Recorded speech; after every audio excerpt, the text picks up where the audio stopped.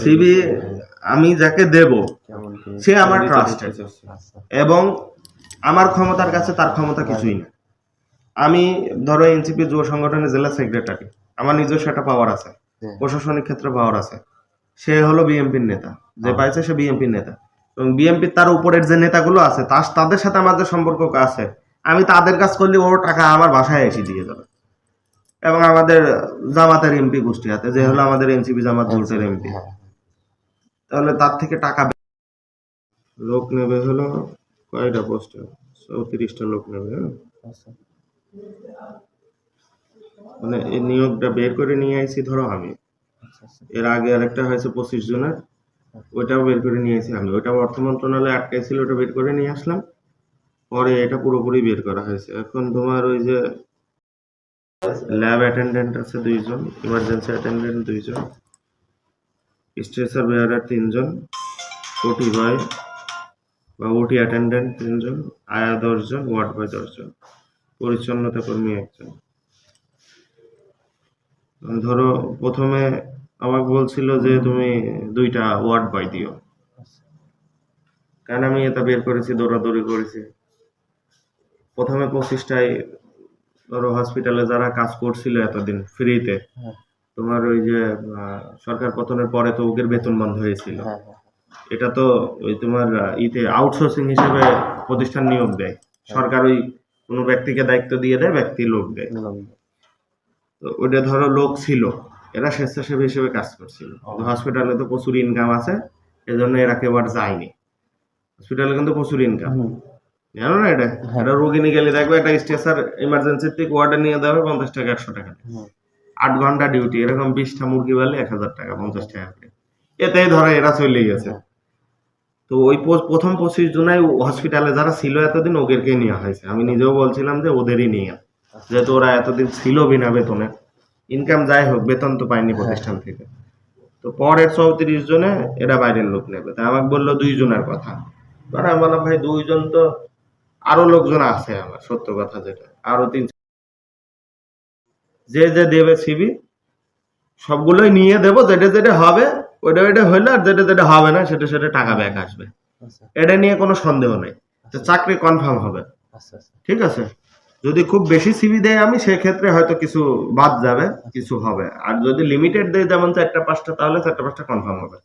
এখন ward boy ধরো আমি 2টা পাচ্ছি, ইমার্জেন্সি অ্যাটেন্ডেন্ট যেটা, তারপরে ল্যাব অ্যাটেন্ডেন্ট, তারপর তোমার স্ট্রেচার বেয়ারার, ওটি অ্যাটেন্ডেন্ট, এগুলো তো আমি লোক দিতে পারবো। আমি গতকাল রাতে যে কাজ পাইছে তার সাথে দেখা করেছি, কথা বলেছি, হসপিটালে কাল দুপুরে কথা বলেছি। বলে আমাকে বললো তোমার যে কটা লোক আছে তুমি দাও, তারপরে যে কয়টা রাখা যায় কোয়ালিফিকেশন অনুযায়ী আমরা সে কয়টা রাখবো।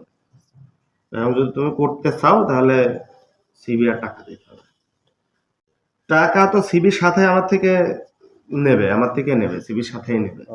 তোমার হসপিটালে তো ধরো অনেক লোক আছে যারা টাকা দিয়েই চাকরি করার জন্য যারা বসে আছে, এতদিন তো তারা ছিল, তারা সরকারি যদি নিয়োগ প্রাপ্ত হয়ে যায় তখন তাদের ওই ইনকামটা বৈধ হয়ে যাবে, সরকারি হসপিটালের কর্মচারী হয়ে যাবে। এখন তো হসপিটালের কর্মচারী নেই, এজন্য ওরা কেউ 1.5 লাখ নিয়ে ঘুরছে, কেউ 2 লাখ নিয়ে ঘুরছে। একদম অনেস্টলি কথা বলতে, আমি রোজায় আছি, মিথ্যা কথা বলবো না। তুমি চাকরি করলেও আমার কিছু না, না করলেও আমার কিছু না, কিন্তু আমি 2টো লোক ঢুকাইতে পারলে তোমাকে আমি হসপিটালে যাই যে কোনো কাজে হেল্প পাবো। রাজনীতি করি যেমন, তো এটুকু হইলেই সিবি দিতে হবে। সিবি আমাকে যেমন গতকালকে কথা বলেছি, বললো শনি রবিবারে সিবি দিস। সিবি আমি এখনো একজন আরো পাইনি, হয়তো আরো 1-2 দিন লেট হবে, রবি সোমবার। আমি বলছিলাম 1-20-30 যাই হোক 1 লাখ ওখানেই আমার থেকে নেবে, এবং সিবির সাথেই নেবে। যেটা এটার মেয়াদ হলো হসপিটালে যে সাধারণত নিয়োগগুলো হয়, এই যে আউটসোর্সিং এর নিয়োগ, এগুলো ধরো প্রজেক্ট ভিত্তিক। সরকার এক এক সময় এক একটা প্রজেক্ট বের করে, বা দেশের বাইরে থেকে এক এক সময় এক একটা প্রজেক্ট আসে, যে লোক থাকে ওই লোকই এক এক প্রজেক্টে এক এক সময় কাজ করে। তুমি যা দেখো আয়া যারা কাজ করে আজ থেকে 20 বছর আগের থেকে ওরাই ফিরে যাচ্ছে। হসপিটালে কিছু সিস্টেম তোমাকে 1-2 সপ্তাহ বুঝতে হবে, বুঝতে পারলে তুমি ইমার্জেন্সি অ্যাটেন্ডেন্ট যদি হয়ে যায় তাহলে তোমার মাসে 50,000 ইনকাম হতে পারে ওখান থেকে। ইমার্জেন্সি অ্যাটেন্ডেন্ট মানে কি, তুমি ওইখানে ধরো ইমার্জেন্সিতে কেউ আইছে, যেটা প্রয়োজন তুমি ডাক্তারের সাথে থেকে ওটা করে দিলা, 50 টাকা 100 টাকা, 1-2 সপ্তাহ লাগবে তোমার এটা বুঝতে। আর ইমার্জেন্সিতে তো রুগীর অভাব নেই, 8 ঘন্টা ডিউটি মানে ওখানে মিনিমাম 50টা রুগী আসবে।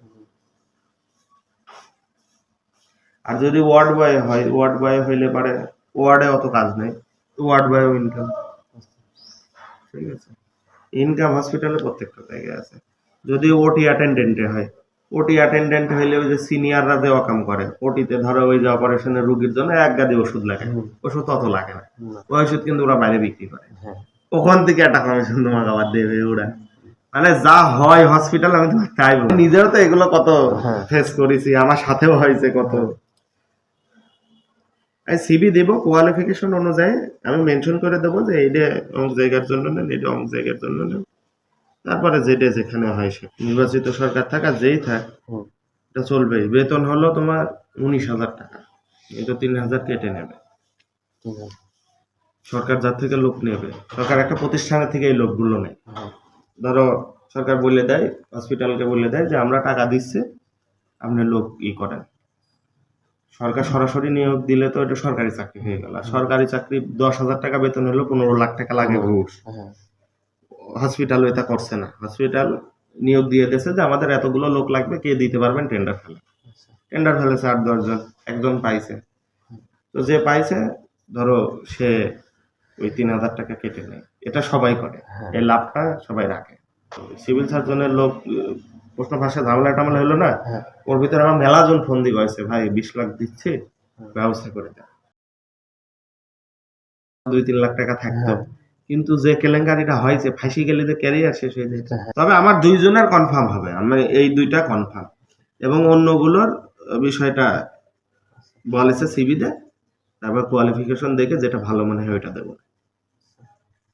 শোনো, তুমি যদি আমাকে বলো ভাই আমি সিকিউরিটি কি পাচ্ছি আপনার থেকে, তুমি যদি আমাকে বলো ভাই আপনি আপনার চেক লিখে দেন, আমার চেক আমি তোমাকে লিখে দিতে পারি। কারণ কি, এই সিভি আমি যাকে দেব সে আমার ট্রাস্টেড, এবং আমার ক্ষমতার কাছে তার ক্ষমতা কিছুই না। আমি ধরো এনসিপি যুব সংগঠনের জেলা সেক্রেটারি, আমার নিজস্ব একটা পাওয়ার আছে, প্রশাসনিক ক্ষেত্রে পাওয়ার আছে। সে হলো বিএমপির নেতা, যে পাইছে সে বিএমপির নেতা, এবং বিএমপির তার উপরের যে নেতাগুলো আছে তাদের সাথে আমাদের সম্পর্ক আছে, আমি তাদের কাজ করলে ওর টাকা আমার বাসায় এসে দিয়ে যাবে। এবং আমাদের জামাতের এমপি কুষ্টিয়াতে, যে হলো আমাদের এনসিপি জামাত জোটের এমপি, তাহলে তার থেকে টাকা ব্যাক নেওয়া তো আমার সমস্যা না, এবং তার সাথে দীর্ঘদিনের একটা বন্ডিং। সে বলেছে চাকরি না হলে তুই টাকা ব্যাক নিয়ে যাস, যেটা হবে না এটা টাকা ব্যাক নিয়ে যাস। এই জন্য আমার রেসপন্সিবিলিটি অনুযায়ী আমি তোমাকে চেক লিখে দিতে পারি আমার। ঠিক আছে, এইটুকু আমি করতে পারি। ঠিক আছে, যাও তাহলে পরে দেখো।